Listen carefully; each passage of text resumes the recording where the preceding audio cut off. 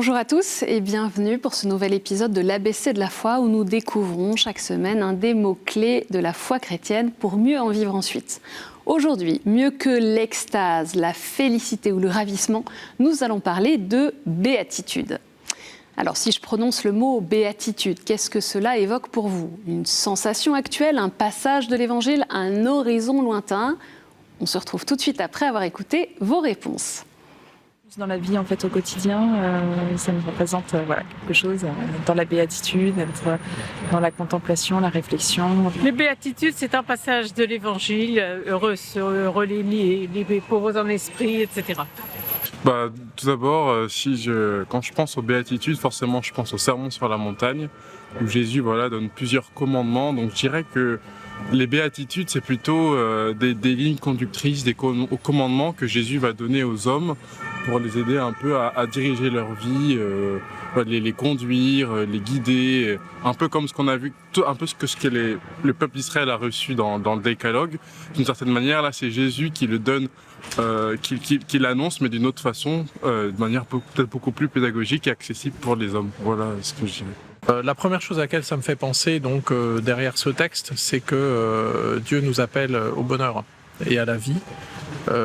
Et ça, c'est essentiel. On n'est pas un Dieu de contrainte, on n'est pas dans un Dieu qui nous impose des choses, on est un Dieu qui nous invite à vivre et à être heureux.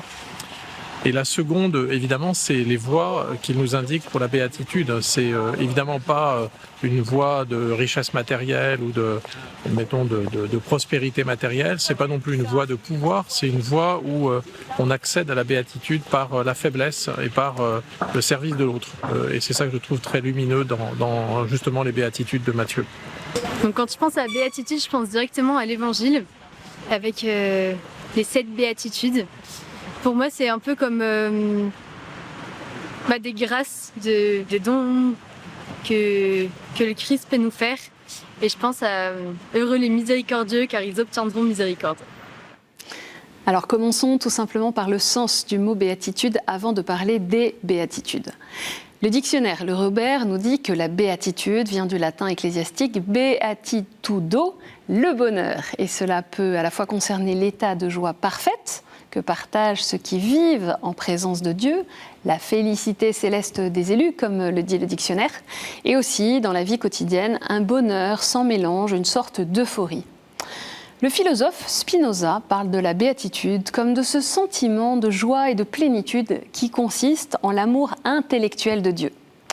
Sa béatitude, c'est aussi le titre honorifique donné aux patriarches orientaux.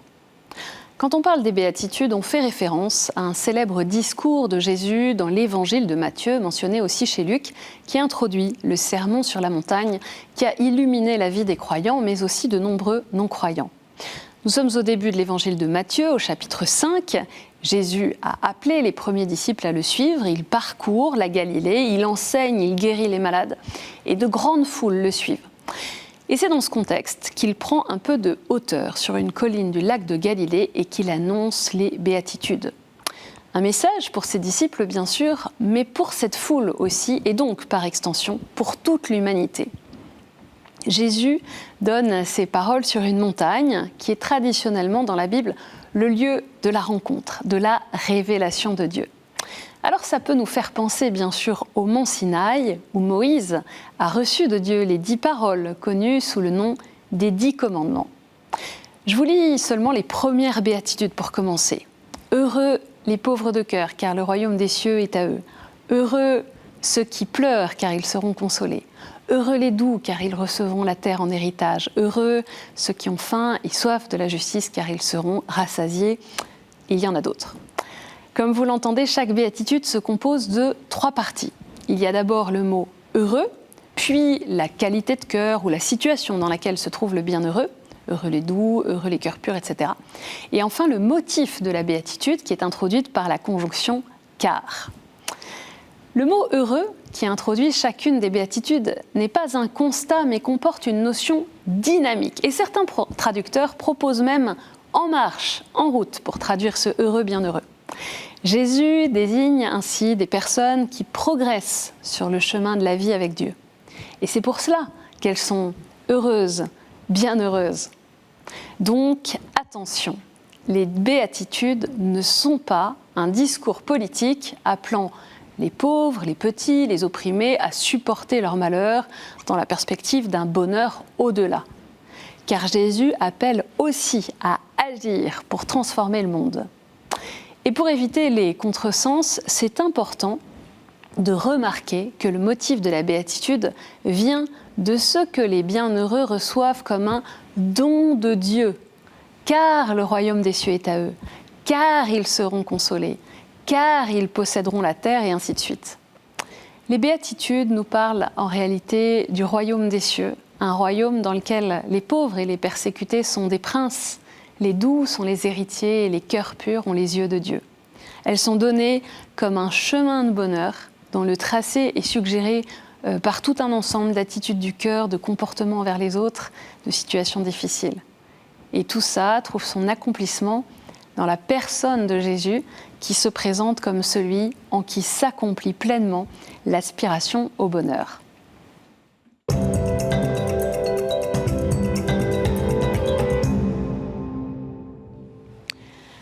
Avant d'être une loi nouvelle, les béatitudes sont un portrait.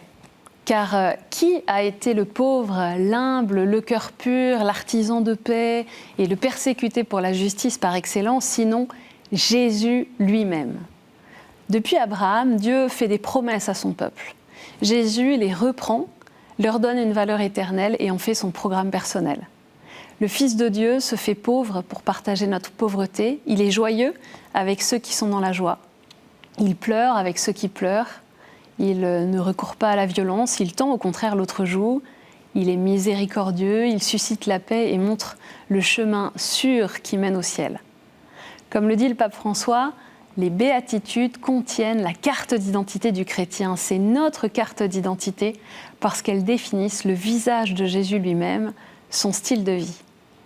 Il dit aussi que ce sont 8 portes qui permettent de faire l'expérience de la puissance et de la providence de Dieu en ouvrant au sens véritable de la béatitude évangélique. Je vous propose maintenant d'écouter toutes les béatitudes dans l'évangile de Matthieu pour prendre le temps de les intégrer en ayant ça en tête. Bienheureux ceux qui ont une âme de pauvre, car le royaume des cieux est à eux. Bienheureux les doux, car ils posséderont la terre. Bienheureux les affligés, car ils seront consolés. Bienheureux les affamés et assoiffés de la justice, car ils seront rassasiés. Bienheureux les miséricordieux, car ils obtiendront miséricorde. Bienheureux les cœurs purs, car ils verront Dieu. Bienheureux les artisans de paix, car ils seront appelés fils de Dieu. Bienheureux les persécutés pour la justice, car le royaume de Dieu est à eux. Bienheureux êtes-vous quand on vous insultera, qu'on vous persécutera et qu'on dira faussement contre vous toutes sortes d'infamies à cause de moi. Soyez dans la joie et l'allégresse, car votre récompense sera grande dans les cieux. Ces béatitudes répondent au désir naturel de bonheur que nous portons tous. Et ce désir, il vient de Dieu lui-même. C'est Dieu, c'est lui qui a placé dans notre cœur un si grand désir de bonheur que rien ne peut le satisfaire, si ce n'est Dieu lui-même. C'est ce que veut dire saint Augustin quand il écrit « Tu nous as fait pour toi, Seigneur, et notre cœur est sans repos tant qu'il ne demeure en toi ». Au-delà de l'évangile des béatitudes en tant que tel, on a dans la Bible différentes béatitudes introduites par la mention « heureux » ou « bienheureux ». Heureux qui écoute le Seigneur, qui écoute la loi de Dieu, heureux qui met sa confiance dans le Seigneur, heureux le peuple de Dieu, heureux celui qui mène une vie juste, heureux ceux qui sont persécutés au nom de Dieu, etc. Dans le Nouveau Testament, plusieurs expressions caractérisent la béatitude à laquelle Dieu appelle l'homme, que ce soit l'avènement du royaume de Dieu, la vision même de Dieu, qui est reprise notamment dans les béatitudes, heureux les cœurs purs car ils verront Dieu, l'entrée dans la joie du Seigneur ou l'entrée dans le repos de Dieu. Le curé d'Ars, Saint Jean-Marie Vianney, utilise une image très parlante pour nous dire combien nous sommes faits pour cette communion avec Dieu. L'homme est si grand que rien sur terre ne peut lui suffire. Il n'est satisfait que s'il se tourne vers Dieu. Sort un poisson de l'eau, il ne pourra plus vivre. Voilà comment est l'homme sans Dieu. Car l'homme, comme le dit saint Ignace de Loyola dans les principes et fondements des exercices spirituels, est créé pour louer, respecter et servir Dieu, notre Seigneur, et par là sauver son âme. Notre vocation, notre fin ultime, Eh bien, c'est la béatitude de la vie éternelle. Donc, de voir Dieu et de devenir participant de la béatitude divine. Le bonheur n'est pas en nous et il n'est pas non plus en dehors de nous, philosophe Blaise Pascal. Le bonheur n'est qu'en Dieu et quand nous l'avons trouvé, alors il est partout.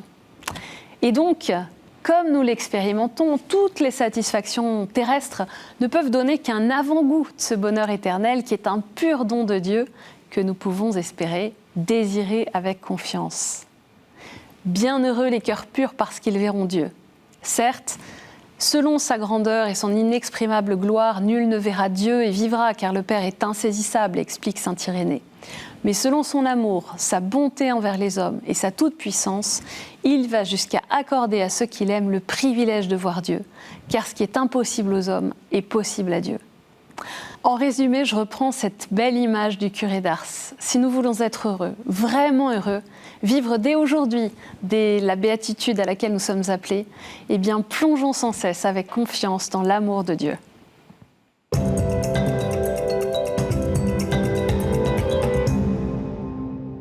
Comment vivre ici et maintenant de l'esprit des béatitudes ? Eh bien, une première idée, c'est de répondre à cet appel de rendre heureux ceux qui m'entourent. Quelle petite action je peux poser chaque jour pour être d'une certaine manière une cause de bonheur pour les autres ? Deuxième idée, je vous propose de relire tranquillement toutes les béatitudes qui sont donc au début du chapitre 5 de l'Évangile selon saint Matthieu, puis de choisir une de ces béatitudes pour l'approfondir et recevoir vraiment cette dynamique de bonheur comme un don de Dieu. Et puis, une troisième piste, c'est de prendre le temps de découvrir les catéchèses du pape François sur les béatitudes. C'est une belle façon de renouveler notre regard sur cet évangile auquel nous sommes parfois trop habitués.